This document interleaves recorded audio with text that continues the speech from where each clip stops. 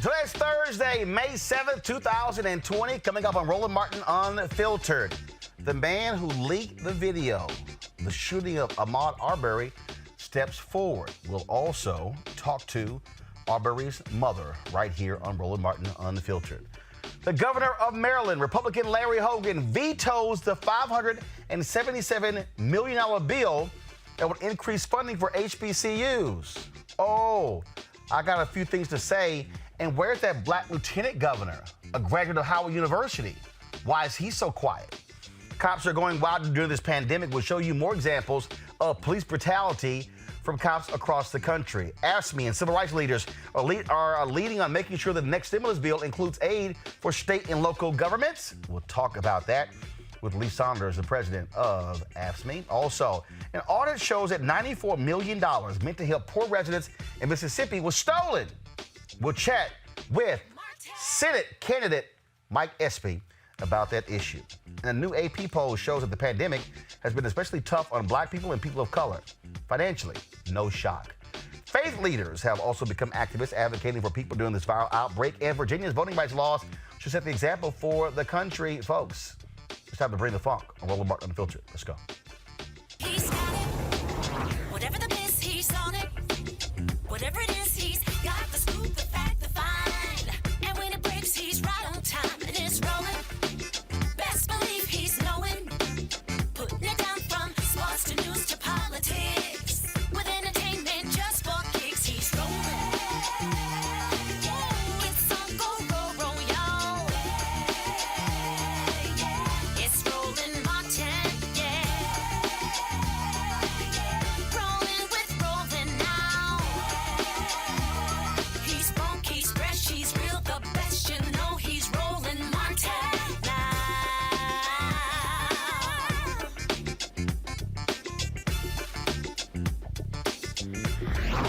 Martin.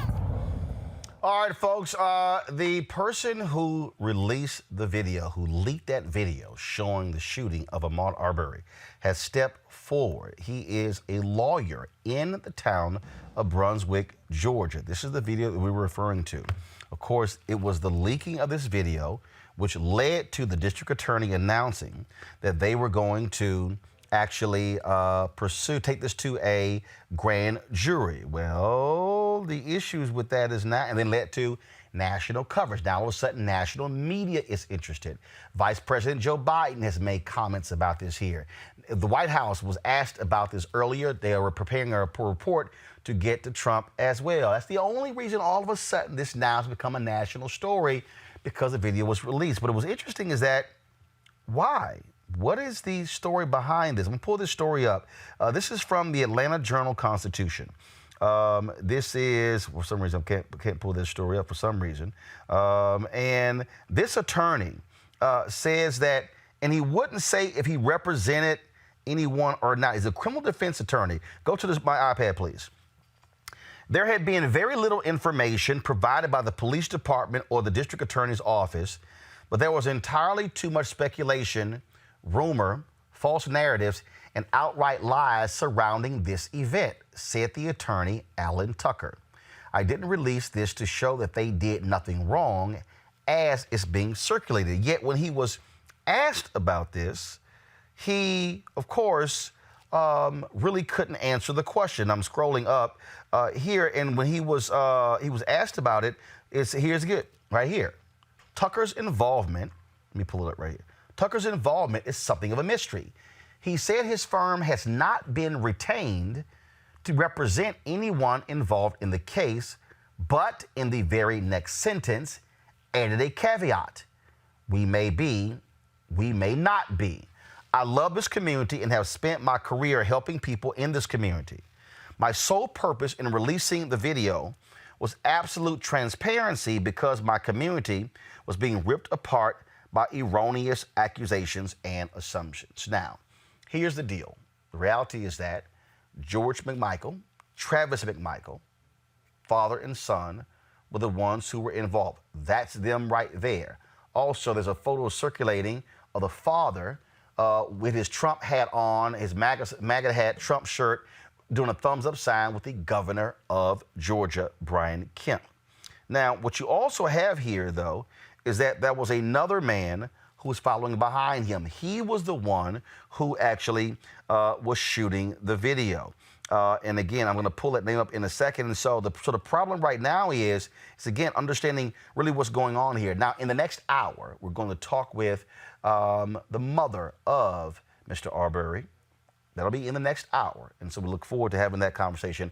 But right now, I want to go to my panel on Dr. Greg Carr. He's the chair, Department of Afro-American Studies at Howard University. Erica Savage Wilson, host Savage Politics Podcast.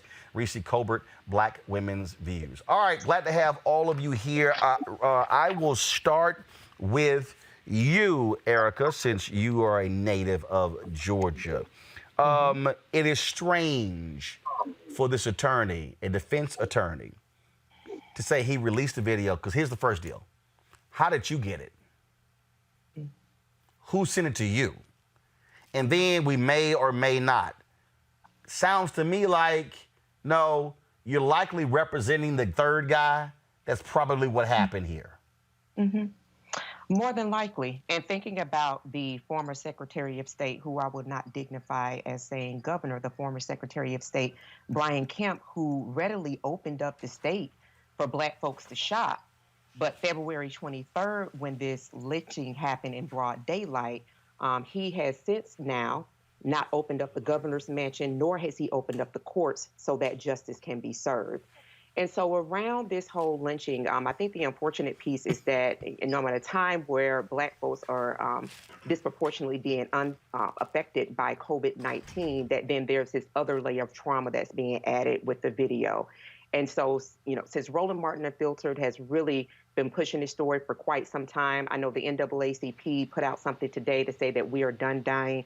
This is an opportunity for folks to use their social media for something good by, number one, elevating by using your name and your voice to let the former Secretary of State know that we see him, and that his late response, his politically expedient Twitter is not enough to say that his heart goes out to the family, and that he's doing what needs to be done by way of an investigation that should have been happened. It should not take the trauma of Black bodies to have to force him to do the right thing. So I think that us being a collective, lifting our voices to let Kemp and all those other officials that we see, the McMichaels, that we see them, and that though we have our hands on several pots, we're not letting this go.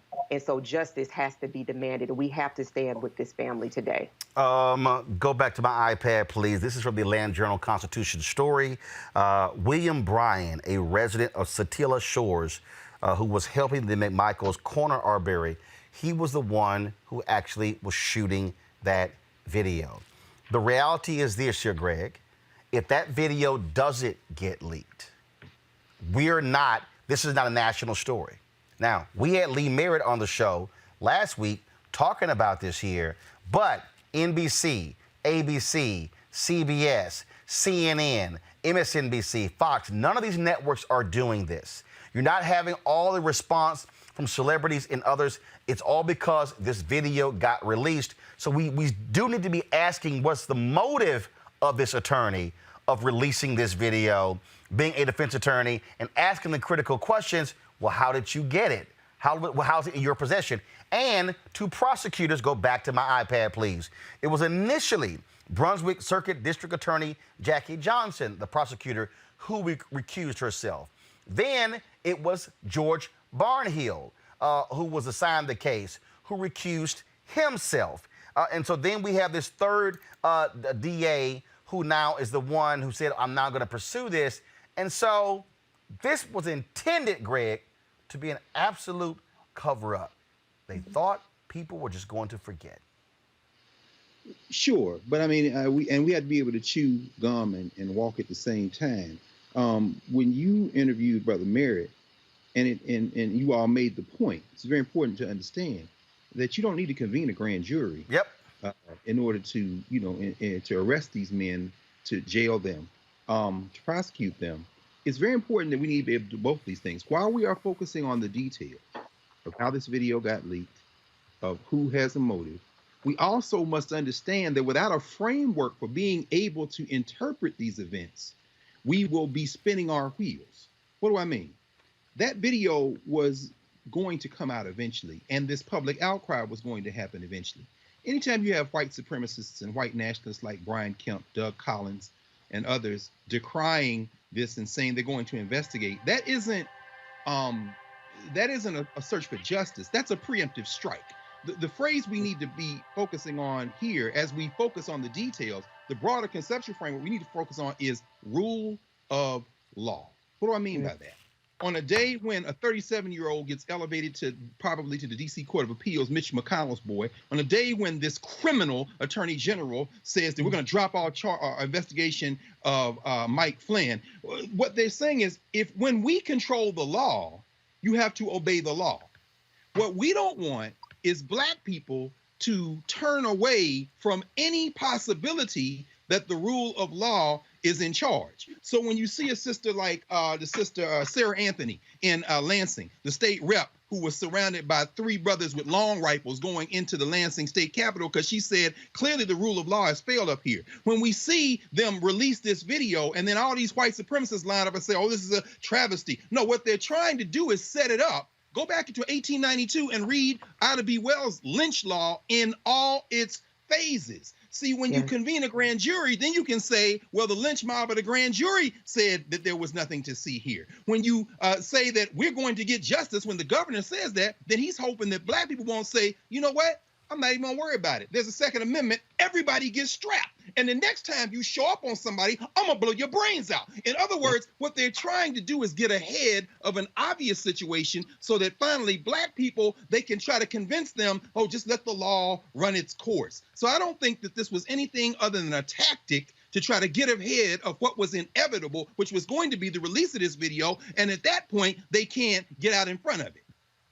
Reese, it's no doubt all of a sudden the cover your ass game is being played. It's all CYA. And like I tweeted, I do not call this DA a hero because he's going to a grand jury. Right. The fact of the matter is these 3 individuals now could easily be arrested. 2 of them directly for murder. 1 of them as an accessory to murder. They should be arrested. And so that's what you're seeing here. And now with the pressure, now all of a sudden demands for the first DA, Jackie Johnson, to resign. Now the pressure, Barnhill should resign. Now the governor, he's now commenting. Trump comments about the pain of these parents and what they're experiencing. All these things are now happening only because the video got released. And if it was not for that release of the video, the account of these 3 individuals and the account of the prosecutor would be the final word. That's a fact. It is a fact, but it's also very disturbing because one of the perpetrators, as you mentioned, actually recorded this video. So I'm curious, what was the purpose of this?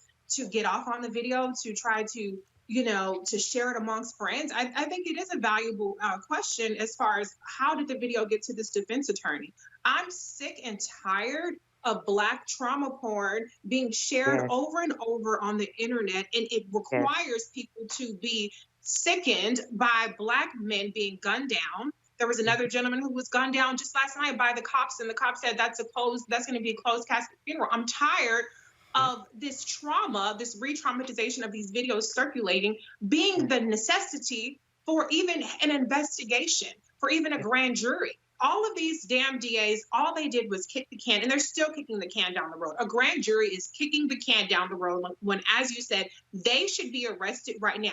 We don't even know where the hell these people are. I mean, they could have fled the country. Anything could have happened. But the sense of urgency and justice, this murder happened back in February, and we're just now starting to get to the bottom of it a little bit. It's very disturbing, but I'm sick of seeing these images, and I'm sick of it taking that much just violence and trauma for anybody to stand up and pay attention. It should have been enough right off the top. Folks, again, in the next hour, we will talk with the mother of the young man who would have been 26 years old. Her birthday was on Friday.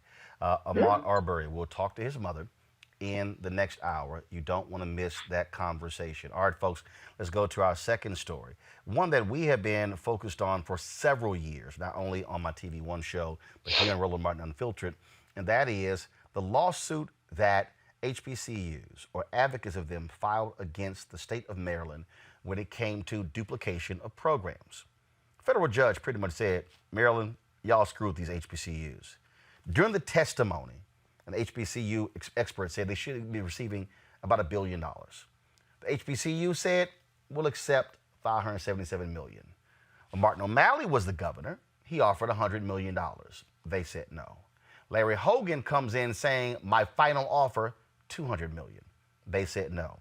I was a part of the protest in Annapolis, Maryland, at the state capitol a few months ago regarding this. Guess what? The legislature comes back, passes it, unanimous in the Senate.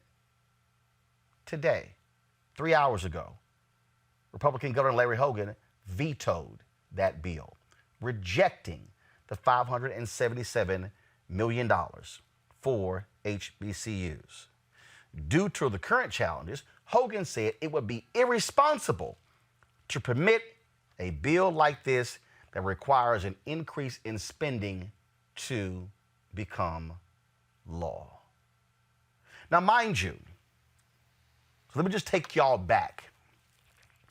What happened in the 70s was that the HBCUs, being ingenious, came up with specific educational programs that would be attractive to students, black, white, regardless. Well, what happened? The white students wanted to major in these things, so they went to the HBCUs. There was a dramatic increase in non-black enrollment at the HBCUs. So what happened? Same thing white artists did with black music. The predominantly white institutions copied the programs of the HBCUs. Well, what do you think happened? If you could go to a University of Maryland, looking at the resources and the dorms and the facilities and the research dollars compared to a Morgan State or a Bowie State, all of a sudden you would go, I'm going to University of Maryland. And guess what happened? The HBCUs saw a drop. They were harmed due to duplication. So the judge determined that Maryland did indeed hurt the HBCUs by allowing the duplication of programs to exist. And they sued. It was a 13-year lawsuit. They thought it was finally over. And now Larry Hogan decides to do this. But here's what's also interesting. I'm going to pull a photo up of it because I told y'all what happened here. I told you that before the rally, I had to present an award at the Capital Region Minority Supplier Development Council. And in the presenting of that award, I called on those black and minority business owners to flood phone calls to the state capitol in order for them to tell the governor, sign that agreement. Well, one of the people who was being honored that night is Boyd Rutherford, the black Republican lieutenant governor of Maryland. And I said, he, a Howard University graduate, should be standing up for those HBCUs. So we were backstage. And when Rutherford was coming off the stage to get his award, I was in a waiting room with the rest of these different people. So I stepped in the hallway so he could see me in the hallway. He then proceeds to tell me I didn't know what the hell I was talking about. I said, well, I know exactly what I'm talking about. I've covered this from day one. I said, you're more than welcome to come on my show to discuss. No, I don't want to come on your show, but I'll talk to you. I'll sit down with you so I can explain to you the deal. First of all, y'all, the federal judges ruled that Maryland did not discriminate against the HBCUs historically in the funding of the universities. Not sure how they came to that conclusion. But the federal judges did say that was de jure racism that existed in terms of duplication of programs. So how is a black lieutenant governor of Maryland, a graduate of an HBCU, Howard University? I'm a graduate of Texas A&M. You see, this is the shirt. That's my Aggie ring right here. This right here is my shirt. How can a graduate of Howard University not be a forceful advocate of funding HBCUs in Maryland? I was texting members of the Black Caucus earlier. The Black Caucus, the votes are there. It passed by such a wide margin that they can override the veto of the governor, Greg Carr. But the fact that they even have to do that shows you the attitude that Larry Hogan and Republicans in that state have for HBCUs. Question. I mean, the first part of your analysis of the brother, all HBCUs, there's something that Kwame Ture, Stokely Carmichael used to say about Howard. He said at Howard University, you have everything in the black world and its opposite. Meaning that when people say the black community is not a monolith, like there's some kind of revelation, human beings are not a monolith. And there's always going to be a Negro ready to hold the coat of a white man doing dirty. And so that's what we're seeing in Maryland right now. But Larry Hogan didn't just veto that bill. He vetoed the Kerwin bill, which followed in the wake of the Kerwin Commission, which took up from the Alvin Thornton Commission of years ago, educational equity in Maryland. He vetoed a bill to put checks on long rifle purchases. He even vetoed a bill to increase funding to fight crime in Baltimore. So Larry Hogan was busy today with his little veto pen. But this is one reason I suspect it was unanimous. It passed the Senate unanimously. Those Republicans in the Senate knew that Hogan was going to veto this bill. What will be interesting now, forget the lieutenant governor. I mean, he's already chosen to be a footnote in history, Howard notwithstanding. The question will be whether or not, when returned to the legislature, whether you'll see that same type of support to override the veto. Because what I suspect, finally, as I said, is that those Republicans in both chambers knew what was coming down the pike. So to be on the right side of history as a gesture, they made it unanimous, realizing that Hogan was going to try to stop it at this point anyway. Again, it was unanimous in the Senate and in the House. Most GOP members, Reese, did vote for it. And I'm trying to pull up the actual number. And so the numbers are there. Now the question is whether or not you're going to see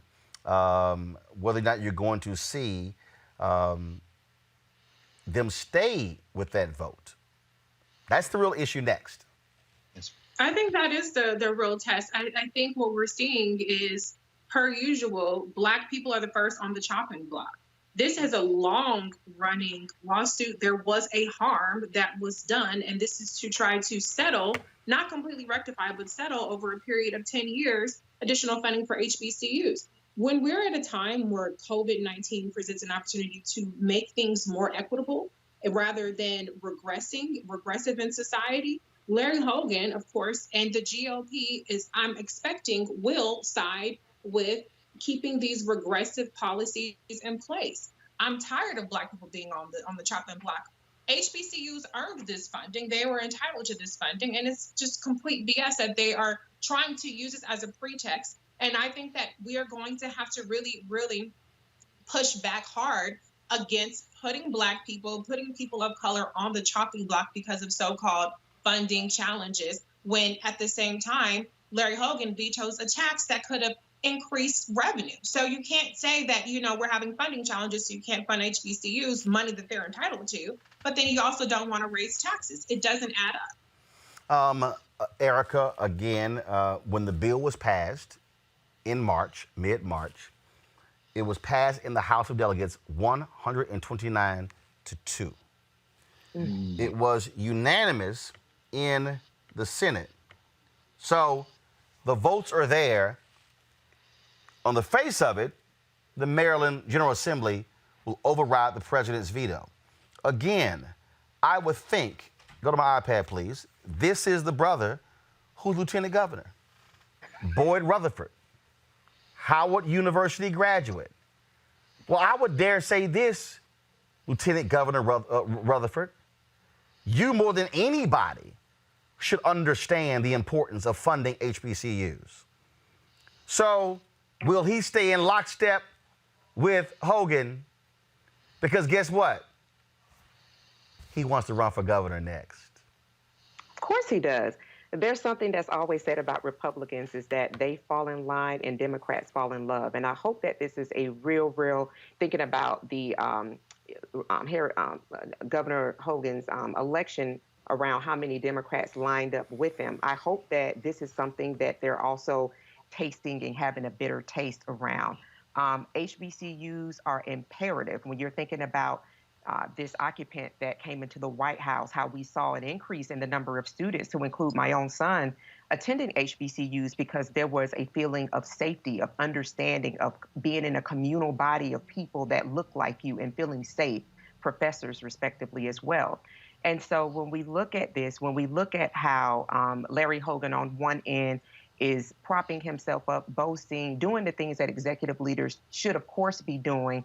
But then we're also having to, as a community, as a collective, also pay attention to the things below the fold where he's having his foot on his neck and harming those very institutions, those very bodies that produce some of our greatest scholars, our greatest minds, like a Dr. Greg Carr. All of these things that we have to consider. So it's important to be very much so apprised of these things and how, though immediately they may not seem that they cause any harm, but in the long term they do. This was the press release, Greg was alluding to that the governor put out announcing his various actions and talking about the sudden turmoil, things along those lines that exist. And then I'm scrolling down here. So he has his veto letter. This is his veto letter that he sent to the president of the Senate as well as the Speaker of the Maryland House, Adrienne Jones, an African-American woman. So he says in here, the State Board of Revenue estimates Maryland will lose $2.8 billion, including nearly $1 billion in income tax revenue in just 3 months because of this virus, a 50% decrease in revenue over the next 90 days. And so he says, for this reason, I'm vetoing the following legislation: House Bill 1260, historically black colleges and universities funding, and then he lists the other bills here as well. Bottom line is that black people always have got to wait, Greg. Well, that's true. I always got to wait. And here's the deal. Here's the deal, Governor. You could have actually agreed to the $577 million settlement back in August, back in September, or October, or November, or December. But see, Hogan's not fooling anybody. Hogan sent a letter to the head of the Maryland Black Caucus saying, this is my final offer. He didn't want 577. He only wanted them to get $200 million. And for folks who are doing the math, that's $200 million over 10 years. That's 4 institutions. Do the math. We're only talking about, y'all, $5 million a year. But this is a deadly time for historically black colleges, as we just heard my sister Erica say. You know, she came out of Albany, and Albany State. I went to Tennessee State. We're field HBCU Negroes. I understand what that means. That means the state HBCUs, the Gramblings, the FAMUs, the North Carolina A&Ts, the Virginia States. These rely on the state for funding. And right now, higher education, public funded higher education, is under siege. But if you're not a flagship university like the University of Tennessee was to Tennessee State, or the University of Mississippi was to Mississippi Valley or Jackson State, then you are extremely vulnerable. And in fact, this argument is really what sent me to law school. I was an undergraduate at Tennessee State when the state legislature, under threat of a federal lawsuit, was trying to figure out how to increase resources for black colleges. But as you said, Roland, Title VI of the Civil Rights Act of 1964, the Equity Act, is where you get the argument that you can't duplicate programs at these schools. So one of the solutions when the lawsuit in Tennessee, which was the Geyer lawsuit, Geyer versus Alexander, was in place, the Mississippi Mississippi lawsuit, our friend Alvin Chambers, when you see the lawsuit in Mississippi, Ayers versus Fordyce, what they said was one of the ways to increase resources for HBCUs is to give them programs that will attract other people. And as you said, in the state of Maryland, when Morgan State got an online MBA program, executive MBA program, that is to increase revenue for them. But what did the criminals of the University of Maryland system, led by that chancellor at the University of Maryland College Park, do? They then went and put the same type of programs, as you said, at those schools, which is a direct, illegal, unconstitutional violation of the Mississippi lawsuit, the Tennessee lawsuit, and the higher education lawsuit. That's why they went to court in the first place. So where we at right now with Larry Hogan playing this game of chicken is not the first element of this. It is coming out of the illegal act of the white public colleges in Maryland in duplicating programs that were put at the black colleges to increase the revenue. So it's all a criminal enterprise, as Ida Wells would say. This is funding lynching law in all its phases. Reese and Erica, go ahead. Final comment. No, I was. Go ahead. Go ahead. Reese, Erica, go ahead. I'll just say I echo everything that Dr. Carr said, and understanding that these HBCUs are under attack. That really what we're seeing is that someone who does not have any care for Black life, for Black educated life, that he could really care less of outcomes, and seeing that all skin folks aren't kin folks is that just much more. And I just really go back to folks paying attention to who's on the ballot and understanding who has your best interest.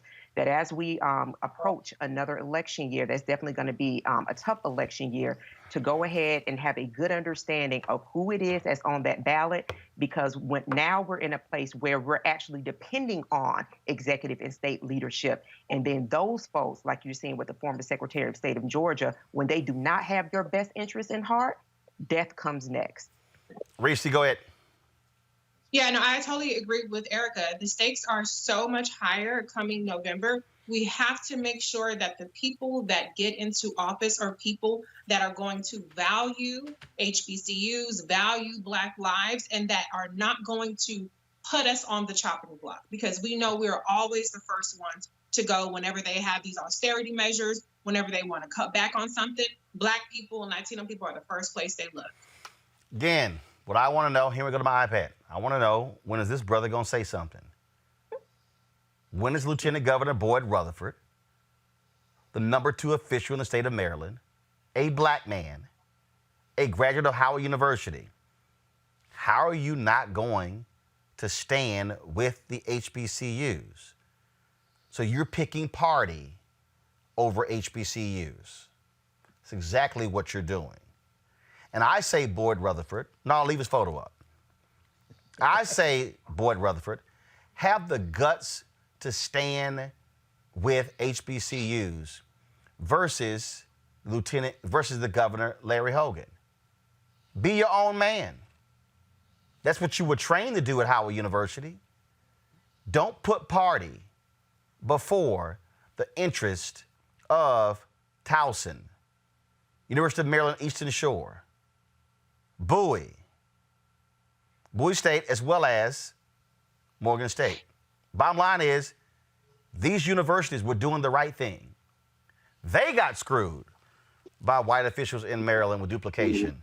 And so it would be nice to hear you something. And I was on your Twitter feed, Lieutenant Governor Boyd Rutherford, and you had a lot to say about the National Day of Prayer. Well, I guess we should pray you say something about HBCUs. I'm not going to hold my breath. All right, folks, we're seeing cops go wild all across the country. This is a video from Los Angeles. Jasmine Koenig, of course, we also had her on the show. Jasmine Koenig posted this video, and you can see in the video, brother's not doing jack, he's handcuffed. But clearly the cop did not like something the brother said to him, and so this madness ensued.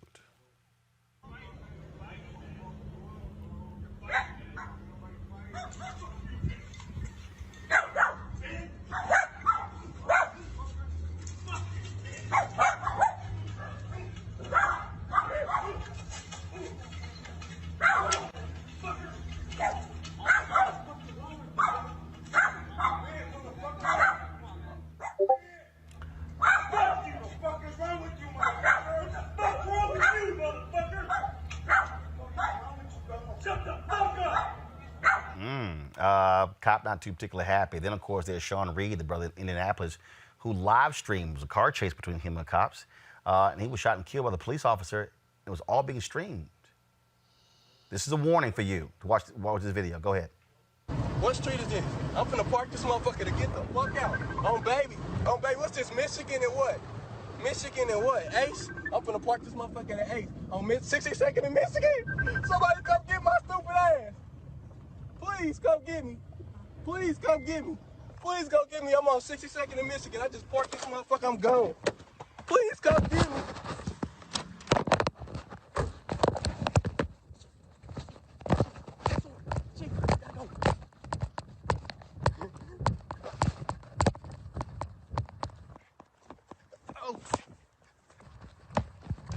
What you say?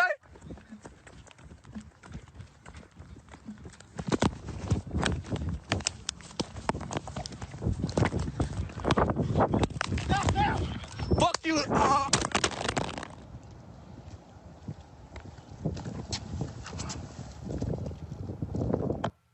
So you see the cop covering his face there. Also, there was a comment that was made with regards to him being casket ready, something along those lines. I'll pull the exact comment. Folks have been protesting in Indianapolis. No other further details what this car chase was about. We've seen these videos also, Reese, from New York, how black people have been treated when it comes to safe distancing. White folks, they're giving them masks. Black folks getting slapped with handcuffs, getting beat up. Again, you look at the case in that one in L.A. I mean, the brother's sitting there in handcuffs. Okay, fine. He cussed the cop out or whatever he said. That don't mean you beat the hell out of somebody. But the other problem is his partner did nothing. Yeah, I mean, people just feel like it's hunting season. They feel like they can get away whatever the hell they can get away with. And a lot of people, the only thing that's actually having any kind of accountability is the fact that we have cameras now. These people are doing this stuff without any regard, except for the fact that these cameras and these footage is leaking. And it's ridiculous. It's not okay to hunt Black people, whether you are calling yourself making a citizen's arrest like the people were down in Georgia, which is really just an excuse to be a vigilante and harass and target Black people, or whether you are a police officer. I'm sick of it. I mean, today it's we don't want to die or something. NAACP was trending. It's sickening, and it just seems like it's reaching a fever pitch in the past couple of days. Erica, go ahead. Yeah, and so that campaign Reese was talking about from the NAACP, we are done dying. And I'm going to tell you, I'm just going to be very honest. For my birthday, for Mother's Day, I'm getting a 380. My boyfriend is buying me a 380. I am tired as hell. And let me say this, to be very, very clear. One thing, I don't give a damn what he said. This man in Los Angeles was in handcuffs. And so to see him being effectively boxed upon by one punk and then the other punk that sat back and watched, that is immediate grounds for termination, and they ass should have been thrown in jail. Sean Reed, for that to have been live streamed and for then him to have been gunned down and effectively an old punk to stand on top of his body and effectively laugh about it. And then you have these two backwood deliverance characters out of the state of Georgia and Brunswick, which also the absentee ballot task force, some of the Brunswick officials are a part of that, led by the Secretary of State, Brad Raffensperger there. What Reese said, it is open hunting season, and then that video footage is being played over and over again. We don't know where. Listen, they have gotten their marching orders from their president. I'm saying this, I'm tired, but I'm done as well. And so I'm being proactive in that. And so that video that you talked about earlier with the woman that was being led to the state capitol by those brothers with those weapons, and they were about it and ready, that is where we're at. When we're saying that we're done dying, what we're also saying is that we are actually ready to pick up the reins, because I said this on your show, Roland, back in 2019, and I am sorry that I'm having to keep saying this, but welcome to the new era of civil rights. It is past time. What COVID-19 has allowed for is for the stillness for people to see that otherwise just kind of like say a name, hashtag this, to really understand the depths with which white folks are going to make sure that they retain control of this country. It is time to not only say we are done dying, but be damn meaning that we are done dying. Greg, it's no shock that that whatever character, Jason Whitlock, would be critical of LeBron James. This is what LeBron James tweeted. We're literally hunted every day, every time we step foot outside the comfort of our homes. Can't even go for a damn jog, man. Like, WTF, man, are you kidding me? No, man, are you kidding me? I'm sorry, Ahmaud. Rest in paradise. My prayers and blessings sent to the family. Like I say, Jason Whitlock took exception to that. We don't care because he's a joke anyway.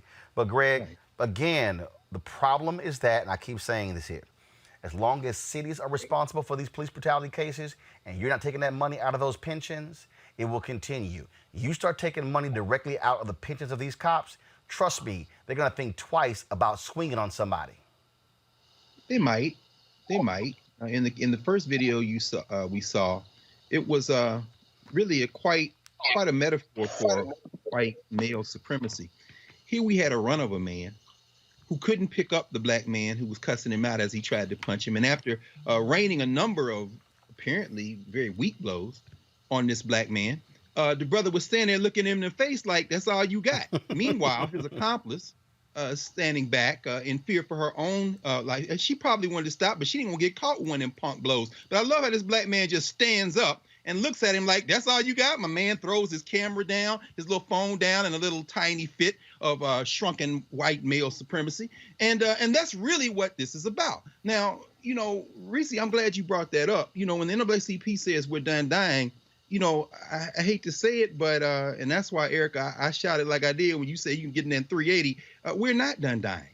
We are not done dying until we decide we are done dying. And then that's not about marches. That's not about hashtags. And it reminds me of the brother from Monroe, North Carolina, and his wife, the great Robert Williams and Mabel Williams, who were over the NAACP chapter in that little North Carolina town until they said that we're going to form a rifle club, at which point the NAACP suspended them. And go get their book, Negroes with Guns. In other words, what we are facing is a situation where every time we get gunned down, we say this has to end, and then we don't end it. Let's be very clear.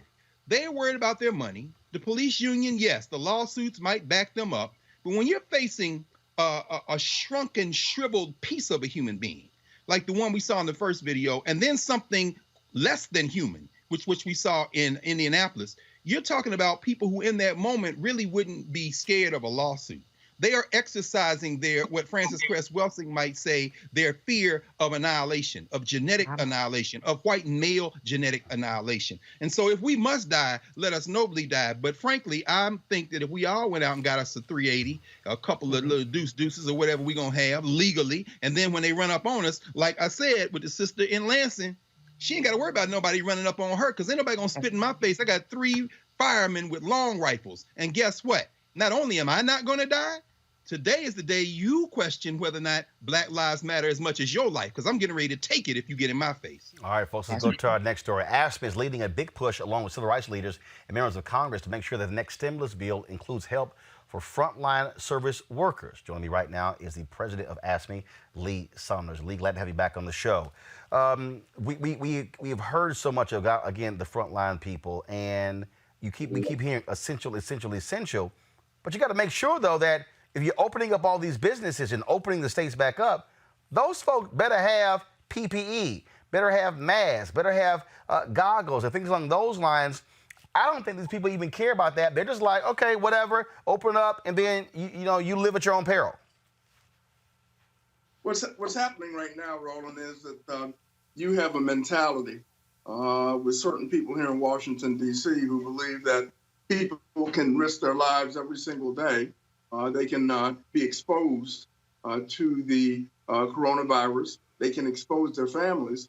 They don't have to work with the proper PPE, with the proper equipment, and everything is okay. Well, everything's not okay. People need to be taken care of. We have everyday heroes in the public service every single day, whether you're a nurse, whether you're a sanitation worker, whether you're a social worker, whether you're an employment services worker trying to get those checks out every single day, and they're risking their lives going into work without the proper equipment. Now they have a double whammy where state and local government are actually running out of money because the tax base is crumbling. And you have folks that have given a lot of money to the corporation to help them, helping small businesses. But by the way, we have found, and I think the conference, Leadership Conference on Civil and Human Rights found that 90% of African Americans and people of color who own small businesses are not receiving those funds, okay? But in the public service, workers who perform tax are not with a. All right, you broke up there the last, so repeat that last comment, Lee. I said that people who are providing essential public services every single day and risking their lives are now threatened with a pink slip, with being laid off, with being furloughed, because the tax base is crumbling and Washington, D.C. is not providing aid to state and local government. Well, what you have is you also have this attitude where Donald Trump doesn't care. If it's not a red state, he only wants to support those people who can help him in the election. You got Mitch McConnell, who has said, hey, cities and states, you got problems, file for bankruptcy. Well, number one, states can't file for bankruptcy. That's an idiotic and absurd statement. This is not a red or blue issue. This is a life and death issue for these everyday heroes, for these people who are providing public services, essential public services to the citizens of this country. And they deserve respect, they deserve the necessary equipment, and they deserve to have help from the federal government, as the federal government has helped corporations, as they have helped small businesses. Well, on that particular point, we talk about helping these businesses. I mean, that's the whole deal. When you got the cruise industry who wants to bail out, and they're not even U.S.-based companies, okay? They're headquartered offshores for a reason. Other companies, of course, who are stashing cash left and right, you know, and that's what's crazy to me. I'm sorry. The workers in these cities, in these states, they don't have offshore accounts. And let's break it down further, Roland. Let's break it down further. I grew up in a household in Cleveland, Ohio, where my dad was a bus driver. That was the way, and he was organized. He was a member of the Amalgamated Transit Union.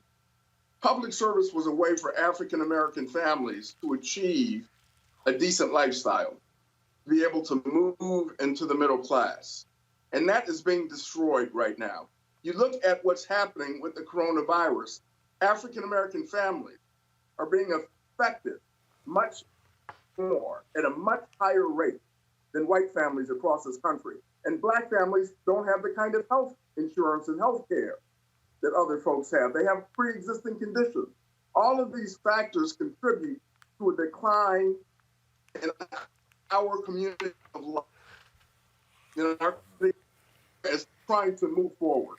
And we need support and we need help from the federal government. And that's one of the reasons why we developed, AFSCME has developed a campaign where we are pushing the need and talking about the importance of the provision of public services. Who provides those public services?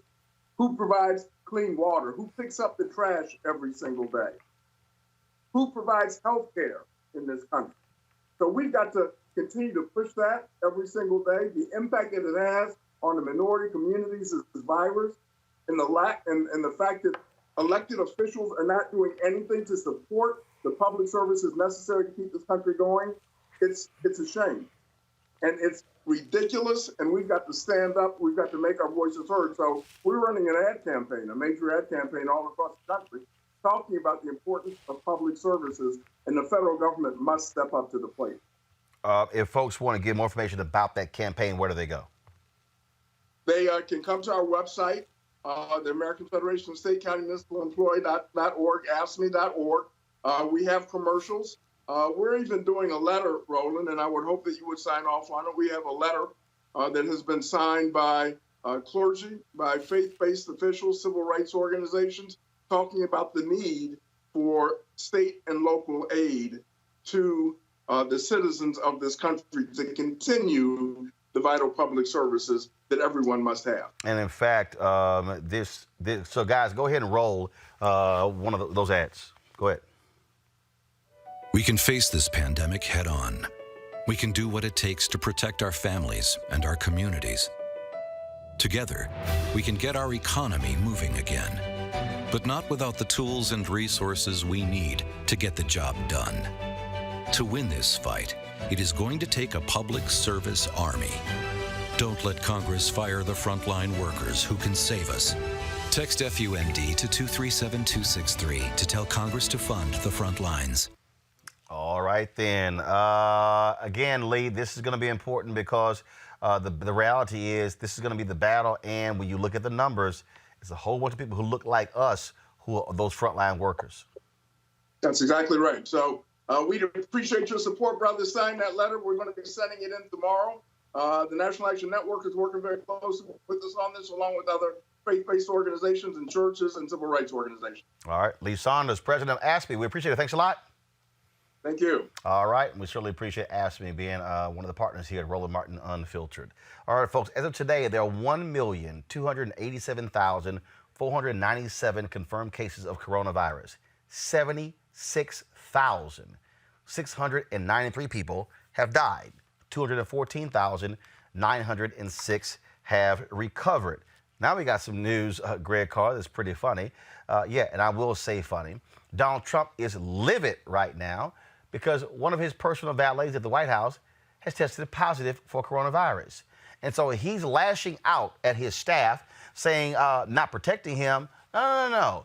But you're the one who went to Honeywell who didn't want to wear a mask. You're the one who has said you think it's silly to wear a mask. You're the one who has stood at news conferences with people next to you with nothing. In fact, when they had the nurses in the Oval Office, they were asked, why aren't y'all wearing masks? They were like, well, we've already tested negative for masks, so it makes no sense for us to wear a mask. Here's what he don't understand. You can test negative today, but you might be positive tomorrow. And then, of course, with Mike Pence, when he went to the Mayo Clinic, he didn't wear a mask, trying to be like Mr. Macho. Then later, oh, man, I guess I should have worn the mask, because he got criticized. And so, excuse me, Trump, if you upset because your personal valet got coronavirus, because you act like it's no big damn deal. Yeah, we know, of course, Roland, and again, everyone now is freely using the word lie. Don Lemon has had a complete 180 conversion into blackness. Everybody across the spectrum. But all they got to do is go back to every broadcast you've been on since Donald Trump has been in this presidential conversation. You nailed this from the beginning. You can't, not only can you not believe a word that he says, you can't believe anything anybody around him says. Somebody says, oh, do you think Donald Trump has coronavirus? My honest answer is, I don't know. Because you can't trust anything they say. And this man, who's one of his personal valets, is a member of the armed forces. He's a Navy guy. And so this man is risking his life walking around all these white supremacists who are, and I'm going to call it virtue signaling. Not virtue in terms of good, but virtue in terms of white nationalist values. They're not wearing masks to signal to the members of their clavern that I'm with you. So this is not an accident for Mike Pence. This is not an accident for Trump and Honeywell. And as you said, finally, in the White House, in the Oval Office, when that nurse from Louisiana was like, I can't really get my get what I need in terms of PPE, my people, and he's sitting there holding himself like he always does to try to control. That's not what I'm hearing. Look, man, you're a liar. You're beneath contempt. There's nobody running the federal government on behalf of the so-called American people. And so, for all we know, you're not only not asymptomatic, you might very well have the coronavirus. I have no idea, is what I'm saying. So, yeah, and he's just mad because he's a germaphobe and has been since the day he came out of his mother's womb, apparently. In fact, Reese, Vice President Joe Biden camp dropped this hard-hitting ad showing exactly the fundamental problem when you have a reality person playing President of the United States.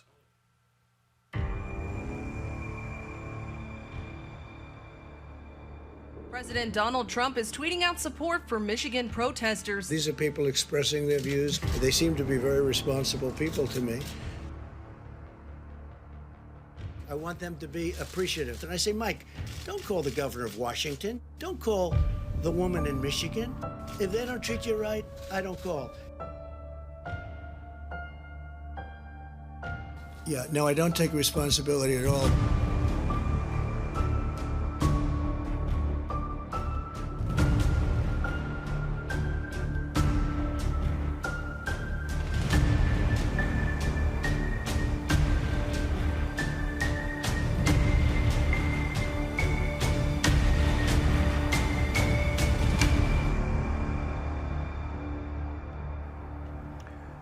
Well, Reese, that makes it perfectly clear with the lack of leadership we see right now. Absolutely. And I think Biden is doing the right thing by doing that message home, because Donald Trump had decided after his video. Hold tight 1 second. Hold tight 1 second. I'm having some audio issues with you. Let's sort that out. Erica, go ahead and respond, please. Yeah, so Donald is a liar. He's out of shape. Anything that comes out of his mouth is the furthest thing from the truth. He wishes he was a tenth of President Barack Obama. He's mediocre. He has a limited vocabulary. So anything out of his mouth, particularly remembering that he is the son of a Klansman, has no credibility whatsoever. To even see him or hear the laziness with which he even speaks is disgusting. And to know that at his feet are 76,000 deaths so far just from COVID-19, and then thinking about our brothers and sisters and children that are still locked in cages, that are still being detained in Texas and in other states across the nation. He has so much blood on his hands, he and Mike Pence. And so I think that to the degree where he is spazzing out and that is being covered, it's illegitimate. To me, what these mainstream medias who are so in love with every move that he makes, the responsible thing to do for folks that still tune into that mess would to be actually to report, just like what we saw in the Biden video, to continue to hold to account what he's guilty of, and because it's not leadership. All right, Reese, go ahead. Yeah, no, I was just saying that Donald Trump is running ads as well, where he paints a completely different picture, and we can't overestimate I don't want to say intelligence of the American public, but how tuned in they are with the ins and outs. I mean, at the start of this coronavirus pandemic, Donald Trump was getting high marks because a lot of people weren't really in tune with it. So it is critical for Biden to beat this drum and make sure that people aren't just seeing these glossy ads from Donald Trump. And yeah, I know you would think, well, people hear the death tolls, people hear, the numbers of infected, but not necessarily everybody's going to place that blame at Donald Trump. So this is more of what Biden and the entire Democratic Party needs to do, not just for Trump, but also for Mitch McConnell and the GOP that refuses to provide relief. All right, folks. Director Antoine Fuqua, of course, Training Day and, of course, the Equalizer, put this PSA together to honor those folks who are putting their lives on the line to save others during this pandemic.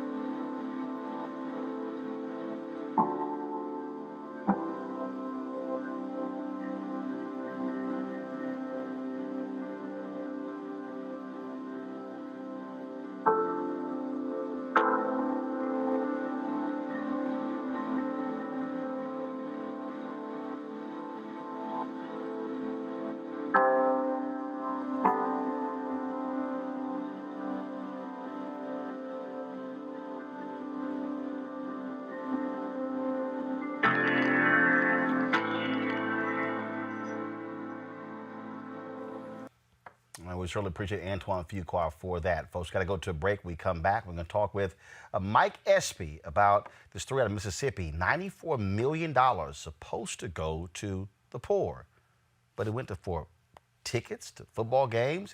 $1.1 million went to Hall of Famer Brett Favre. Really? We'll discuss it next right here in Roland Martin Unfiltered. You want to check out Roland Martin Unfiltered? YouTube.com/Roland S. Martin. And subscribe to our YouTube channel. There's only one daily digital show out here that keeps it black and keep it real. It's Roland Martin Unfiltered. See that name right there?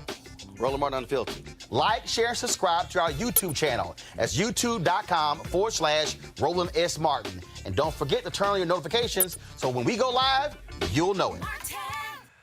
Mississippi is one of the brokest states in the union, and an auditor there found federal welfare money was used to pay NFL Hall of Famer quarterback Brett Favre $1.1 million for speaking engagements that he never showed up for. After Favre's failure to reply to the many text messages, the Associated Press sent his manager, Bus Cook, told the AP that they had nothing to say. Favre doesn't face any criminal charges, but the other issue is that what they discovered is that money was spent on all kind of other things, tickets, concerts, you name it. Joining us right now is Mike Espy, who's running for the United States Senate from the state of Mississippi, former congressman there.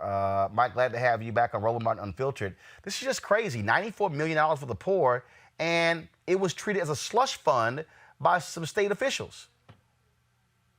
Yes, Roland, hello, George.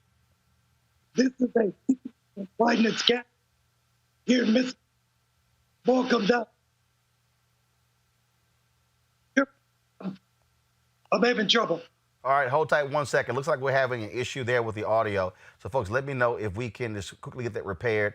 And if we can't with the Skype, just get Mike on the phone, because I do want to get his thoughts on this. And so, Mike, let's go ahead and talk again. Let's see if it's gotten fixed. Okay. Go ahead. Repeat your comments again. You're speaking with me? Yeah, go ahead.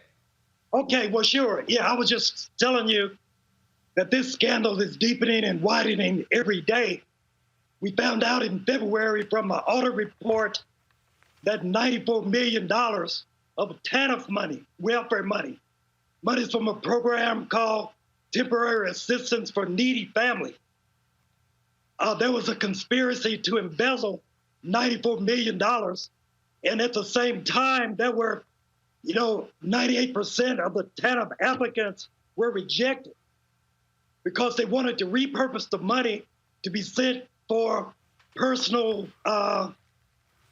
purposes, cars and entertainment tickets and speeches by Brett Favre. $94 million stolen from the welfare program in Mississippi to be repurposed for Republican operatives and friends of political leaders. So that scandal was uncovered in February, and 6 of those conspirators were indicted. And now the stories are coming out every day showing us just how bad it was. And we're talking about, look, this is supposed to be going to poor people. Yes. You're giving Brett Favre $1 million for speeches he didn't even give? He never gave. He got $1.1 million to make speeches that he never gave.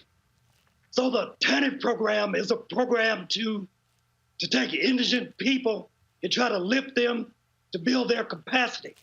For those who never graduated grade school or high school, to make sure that you can push them into a GED or industrial school.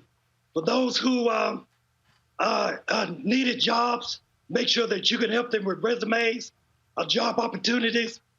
For women who were single head of households, to make sure they had child care, to make sure you could build them into some sense of self-sufficiency. That was the purpose. But I'm telling you that 98% of the applicants were rejected, and they only gave 5.4% of the money to the applicants and 95% of the money to private corruption. Also, I'm seeing here that $650,000 was spent on Bibles and grammar. Really? It's more than that. Apparently, they love sports figures, because not only did they give money to Brett Favre to make speeches that he never made. You remember the wrestling star, Ted DiBiase? Yep. All right. They gave Ted DiBiase and his son millions of dollars for programs, wrestling matches, and books that Ted DiBiase wrote that nobody read. So, this just goes on and on and on. And so I'm just saying, I called 3 months ago when we first heard about this for a federal investigation. It's good enough to have the state auditor of Mississippi to uncover this, and that's fine.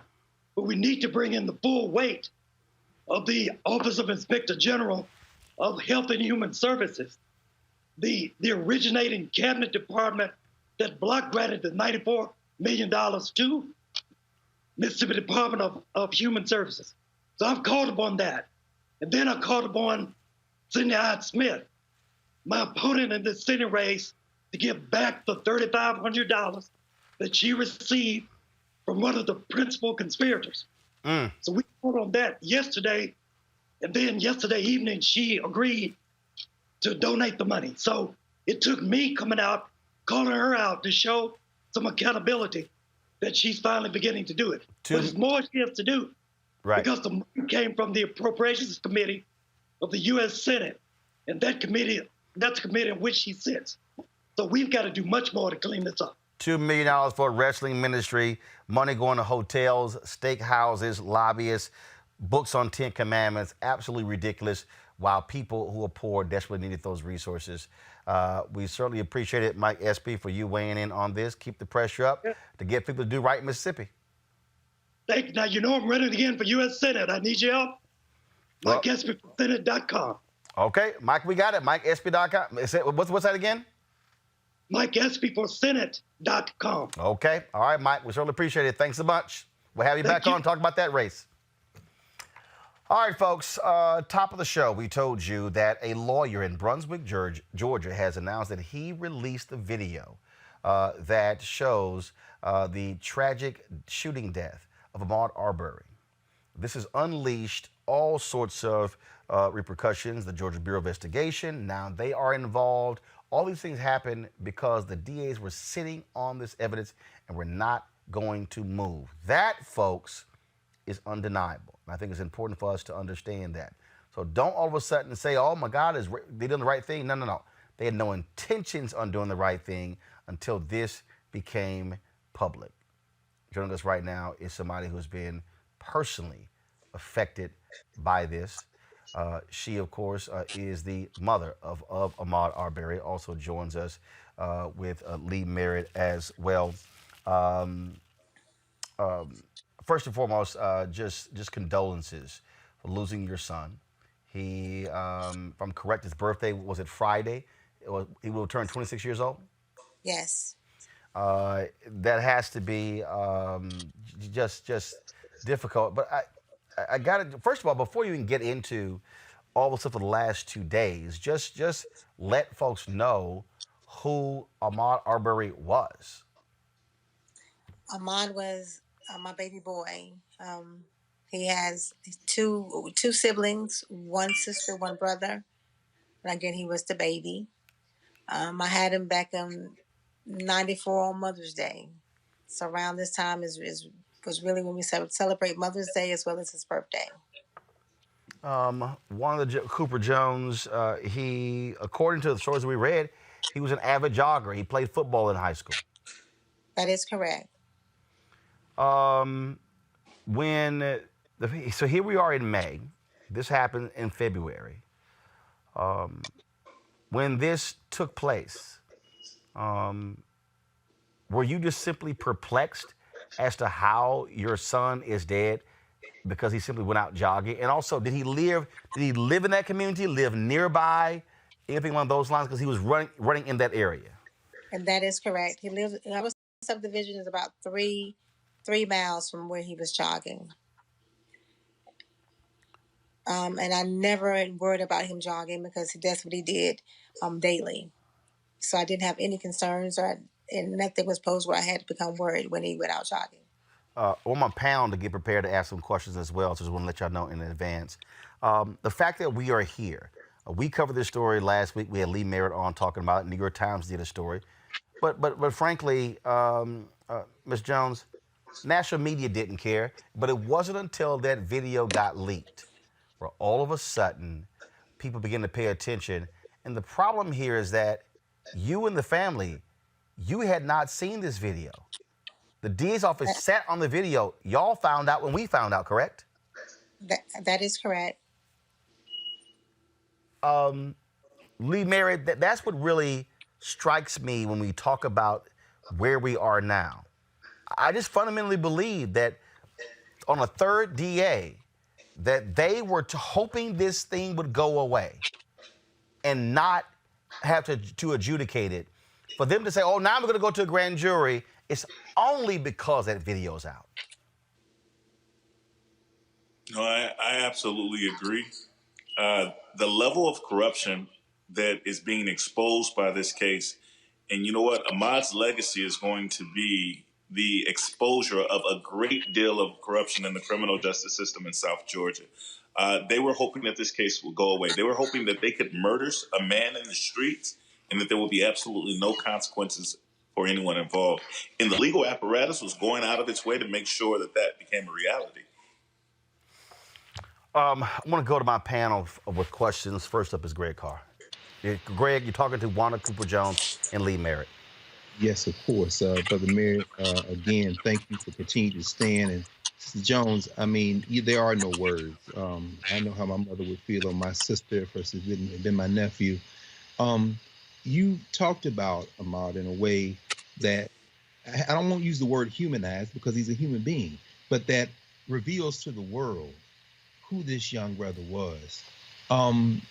You know, help us understand, if you can, and I think about Sister Sabrina Fulton, of course, Trayvon Martin's mother.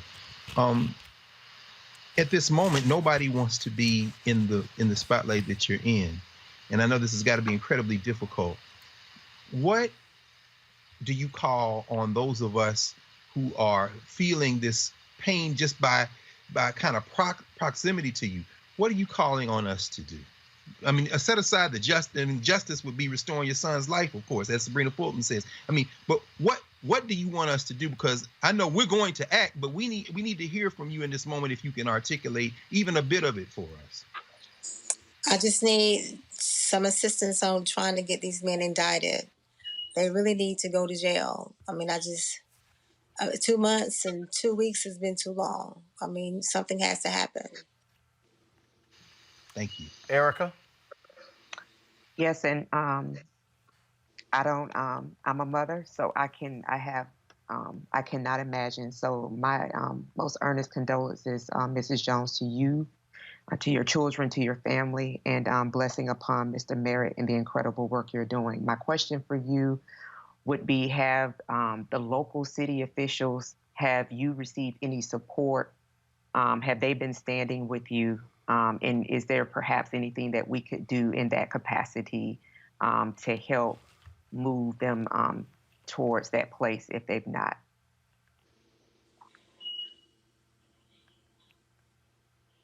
Ms. Cooper Jones, did you hear a question? Oh, I'm sorry. I thought that was Lee's question. I'm sorry. Can you repeat the question, please? I'm sorry. I thought that was Lee's question. Sure. Have you received any support from any of the local city elected officials? And is there something that, if you have not, that we could do in that way to help move them towards to providing you some level of support from your local city officials?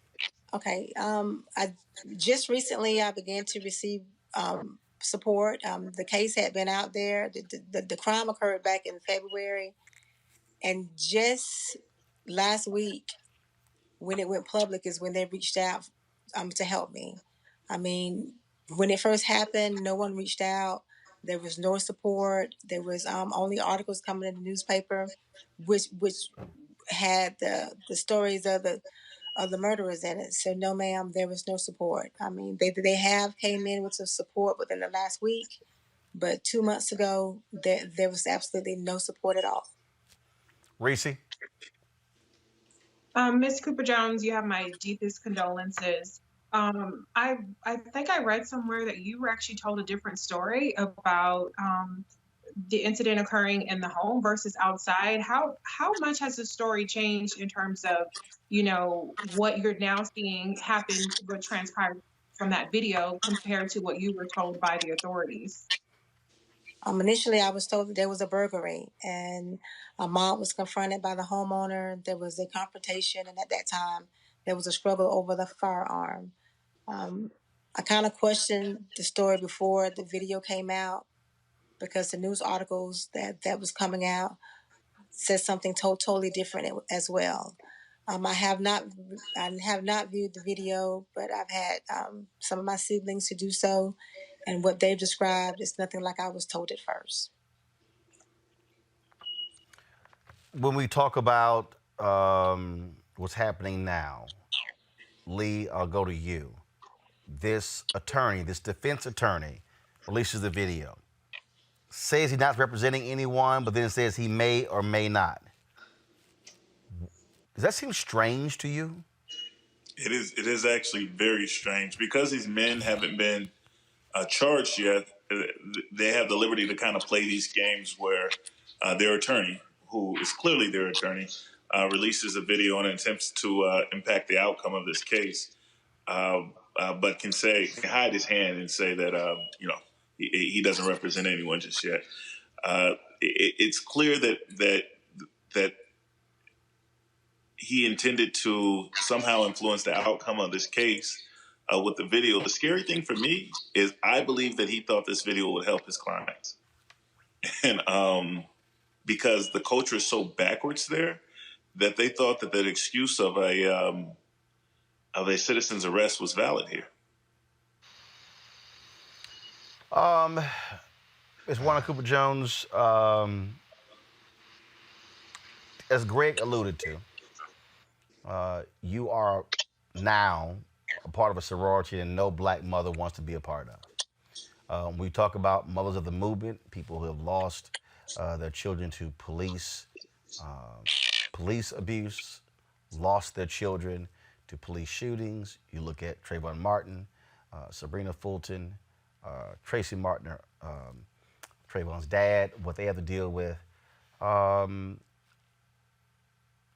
Just explain for the folks watching, what you've had to endure for the last 2 months, knowing full well that the individuals who clearly shot and killed your son have not been brought to justice by anybody, and it took yelling, kicking, and screaming just to get to this point we're at right now. It's been hard. I mean, it's just the fact that he's gone and he's not gonna be. I can't see him. I can't touch him. I mean, it's really hard. And at this point, I'm not for sure whether I've even really processed it. I think I'm still in a numb stage, and I can't heal. I can't begin to heal because it's just it wasn't worked appropriately, and then I was beginning to heal, and then the video came out. It's just been a nightmare. It's just been really hard. And of course, the governor weighs in. Vice President Joe Biden weighs in. Now Donald Trump is weighing in. But I would think the only thing that can actually bring you any sort of solace is to actually see these handcuffs slapped on them, go through the legal process, and then being convicted and found guilty of murdering your son. That is correct. It won't bring him back, but it will make me feel better. Well, we're going to continue to cover this story. It is one that we covered before mainstream media decided to do so. We're going to certainly stay on it. We thank you for your strength and your courage. Again, prayers to all the family of your son, Lee Merritt. We certainly appreciate it. Thanks a lot as well. Thank you, sir. Well, got to go back to a break. We'll be back at Roland Martin Unfiltered in just a moment. You want to support Roland Martin Unfiltered? Be sure to join our Bring the Funk fan club. Every dollar that you give to us supports our daily digital show. There's only one daily digital show out here that keeps it black and keep it real as Roland Martin Unfiltered. Support the Roland Martin Unfiltered daily digital show by going to RolandMartinUnfiltered.com. Our goal is to get 20,000 of our fans contributing $50 each for the whole year. You can make this possible. RolandMartinUnfiltered.com.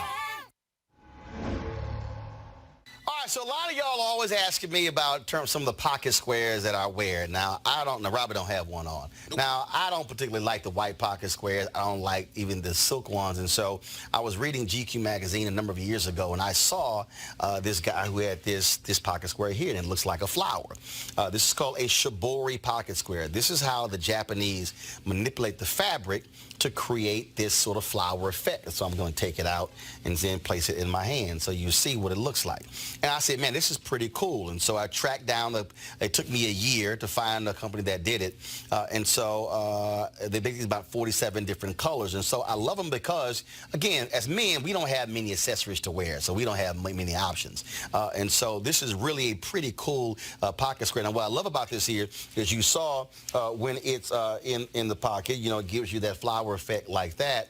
But if I wanted to also, unlike because if I flip it and turn it over, over, it actually gives me a different type of texture. And so therefore it gives me a different look. So there you go. So if you actually want to get one of these Shibori pocket squares, we have them in 47 different colors. All you got to do is go to RolandSMartin.com/pocket squares. So it's RolandSMartin.com/pocket squares. All you got to do is go to my website and you can actually get this. Now, for those of you who are members of our Bring the Funk fan club, there's a discount for you to get our pocket squares. That's why you also got to be a part of our Bring the Funk fan club. And so that's what we want you to do. And so it's pretty cool. So if you want to jazz your look up, you can do that. In addition, y'all see me with some of the feather pocket squares. My sister, who's a designer, she actually makes these. They're all custom made. So when you also go to the website, you can also order one of the customized feather pocket squares right there at RolandSMartin.com/pocket squares. So please do so. And of course, it goes to support the show. And again, if you're a Bring the Funk fan club member, you get a discount. This is why you should join the fan club. All right, fam, online church services have been going viral since the pandemic started. Many pastors are reminding their congregations of this and the goodness and promises of God during this challenging time. However, many have questioned whether it was God's will for the virus to spread or if it was sent as punishment. In addition, activism grounded in the values of faith is playing a crucial role in the midst of the pandemic. Faith leaders, particularly in the Black church, are making a difference by partnering with organizations to provide PPE and giving a voice on issues such as gun violence and voter suppression. Joining us right now is Senior Pastor of Relentless Church in Greenville, South Carolina, John Gray. Pastor Gray, how you doing? I'm doing well, Roland. Thank you for allowing me to be a part of your show. And I do want pocket squares, and I need some ascots as well. Well, we'll certainly have to hook you up on that one. Got to do that. You've always had an extensive online ministry. People being able to watch your services on Facebook, on YouTube, on Periscope, on all the different platforms.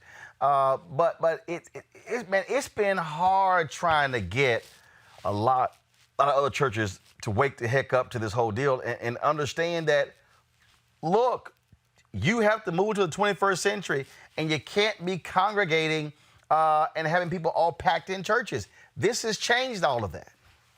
Yes, church as we know it has fundamentally changed forever. Ask yourself this question. Do you want your aging parents sitting next to strangers as they cough? Do you want your children in children's church next to children that you don't know their hygiene regimen? Church has changed, and we are going to have to deal with a new reality. For us, our audience is larger than our in-person audience.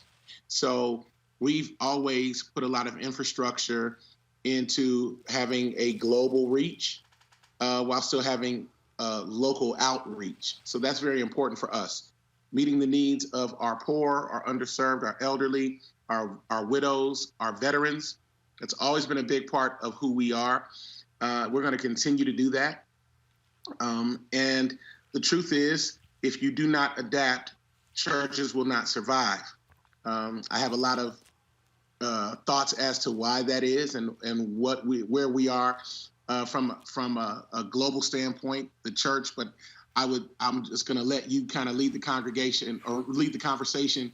But for us, we've been preparing for something like this for quite some time. And on that, I mean, and so you can't just prepare yourself or your staff.